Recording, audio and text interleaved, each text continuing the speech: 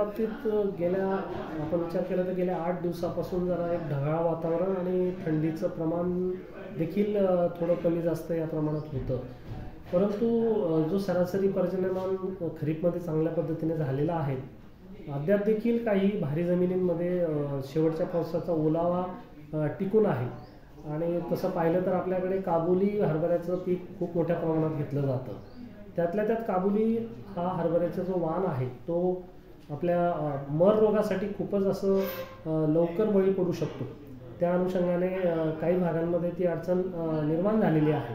तरी आपल्या माध्यमातून मी शेतकऱ्यांना एक सूचित करू इच्छितो की आपण जर आपल्याला बुरशीनाशक जसं की कार्बेंडेनझाईम किंवा ब्ल्यू कॉपर यासारखे जर बुरशीनाशकाची फवारणी आपण त्वरित करून घेतली तर आपल्याला नक्कीच या रोगापासून नियंत्रण मिळू शकतं आणि आपली भविष्यातील जी काही नुकसानीची शक्यता आहे त्याच्यापासून आपल्याला एक संरक्षण मिळू शकतं.